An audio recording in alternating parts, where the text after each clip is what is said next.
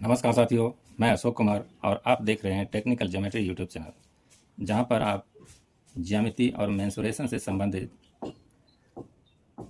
प्रश्नों को सरल भाषा में सीखते और समझते हैं। इसी सिलसिले में एक प्रश्न है, त्रिज्या 10 सेंटीमीटर के वृत्त की कोई जीवा केंद्र पर एक समकोण अंतरित करती है, तब ज्ञात कीजिए। पहला, दो चीज़ें ज्ञात करनी है। पहला, संगत लघु वृत्तखंड, दूसरा संगत दीर्घ त्रिज्यखंड, और पाई का मान 3.14 का प्रयोग करिए, ऐसा निर्देशित किया गया है। तो सबसे पहले वृत्तखंड क्या होता है और त्रिज्यखंड क्या होता है, इन चीज़ों को समझ लीजिए। वृत्तखंड ये होता है क्या, किसी वृत्त की कोई एक जीवा खींच दी जाए, ये बीसी एक जीवा है। एक जीवा खींचने से दो वृत्तखंड बनते हैं, एक जीवा के इस तरफ और दूसरा जीवा के उस तरफ। इस तरफ छोटे वाले वृत्तखंड को लघु वृत्तखंड कहते हैं और बड़े वाले वृत्तखंड को दीर्घ वृत्तखंड कहते हैं। दीर्घ वृत्तखंड में ये ग्रीन शेडेड एरिया और ये ट्रायंगल शामिल है। और इसके अलावा त्रिज्यखंड क्या होता है, किसी वृत्त की दो त्रिज्याएं खींच दी जाएं, जैसे ए बी और ए सी, ये दो त्रिज्याएं हैं इस वृत्त की। तो वृत्त का जो क्षेत्रफल होता है वो दो भागों में विभाजित हो जाता है। एक तो ये दोनों त्रिज्याओं के बीच में, यानी ए बी, और एक बिंदु अगर यहाँ ले लें तो डी सी कहा जाएगा। ए बी डी सी ये एक छोटा त्रिज्यखंड है, लघु त्रिज्यखंड है। और इसके अलावा जो बचा हुआ ग्रीन शेडेड एरिया है, ये दीर्घ त्रिज्यखंड कहलाएगा। इस प्रश्न में ये रेड शेडेड एरिया का क्षेत्रफल पूछा गया है वृत्तखंड का, और ग्रीन शेडेड एरिया का दीर्घ त्रिज्यखंड का। तो सबसे पहले हम ये जो लघु त्रिज्यखंड है ए बी डी सी, इसका क्षेत्रफल ज्ञात करते हैं और उसमें से इस त्रिभुज का क्षेत्रफल निकाल देंगे तो हमारे पास लघु वृत्तखंड का क्षेत्रफल बच जाएगा। देखिए, लघु त्रिज्यखंड का क्षेत्रफल, लघु त्रिज्यखंड ए बी डी सी का क्षेत्रफल। अब देखिए क्षेत्रफल, ये जो त्रिज्यखंड है इसका क्षेत्रफल का फॉर्मूला होता है थीटा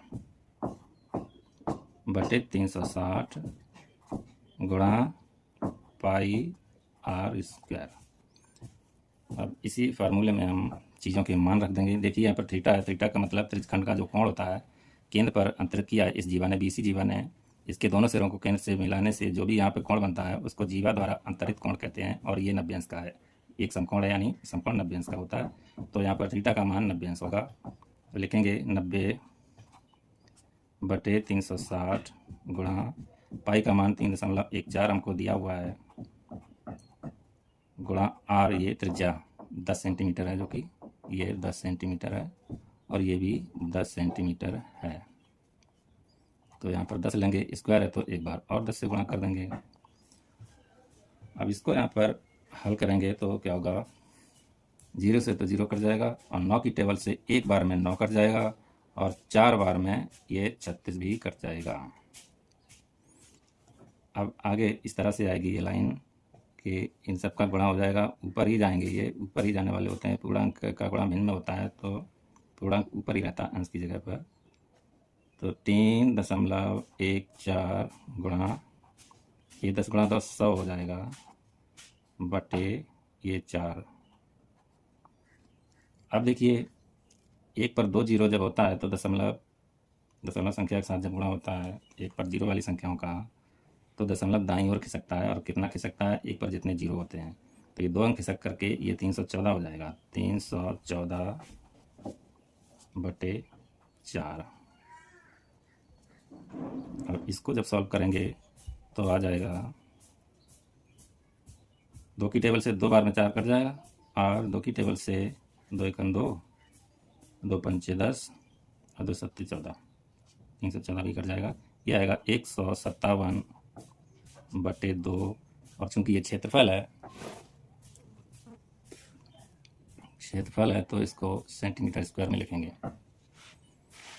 इसके बाद बात आती है त्रिभुज के क्षेत्रफल की। ये त्रिज्यखंड का क्षेत्रफल है, इसमें से इस त्रिभुज का क्षेत्रफल निकालेंगे तभी ये आएगा। तो त्रिभुज ए बी सी का क्षेत्रफल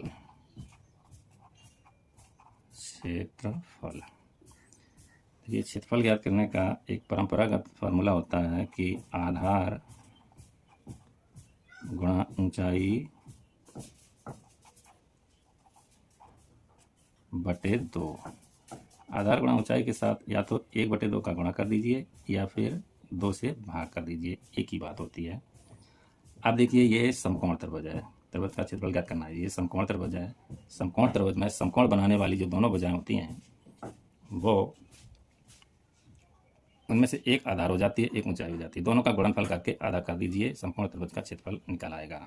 तो यहाँ पर समकोण बनाने वाली दोनों भुजाएं 10-10 सेंटीमीटर के हैं, तो हम करेंगे 10 गुणा 10 और बटे ये 2।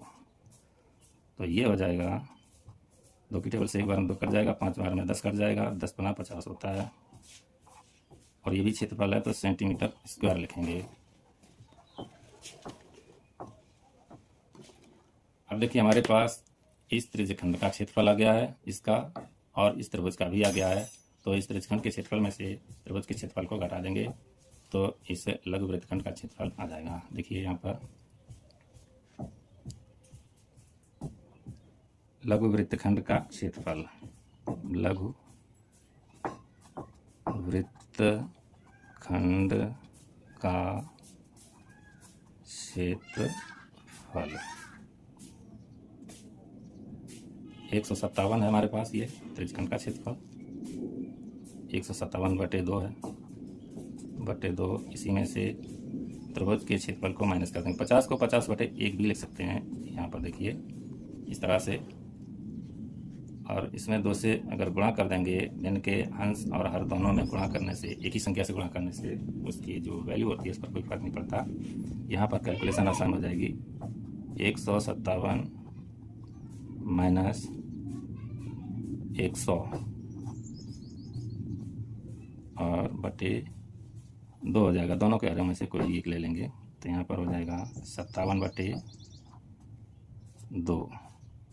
अब देखिए ये एक आंसर निकलने जा रहा है पहला।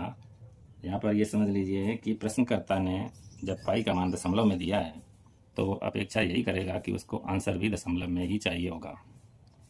अब यहाँ पर निकल के आएगा, इसको दशमलव में ज्ञात करते हैं। 2 दूनी 4 हो जाएगा, 2 अट्ठे 16 हो जाएगा, यहाँ पर 0 बढ़ाएंगे 10 हो जाएगा, 5 बार जाएगा ये सेंटीमीटर स्क्वायर। ये आंसर है पहला वाला, ठीक है। अब देखिए अगला प्रश्न कर रहा है वो संगत दीर्घ त्रिज्यखंड का, दीर्घ माने बड़ा वाला त्रिज्यखंड का, ग्रीन शेडेड एरिया का उसको ये चाहिए क्षेत्रफल। तो हम लिखेंगे दीर्घ त्रिज्यखंड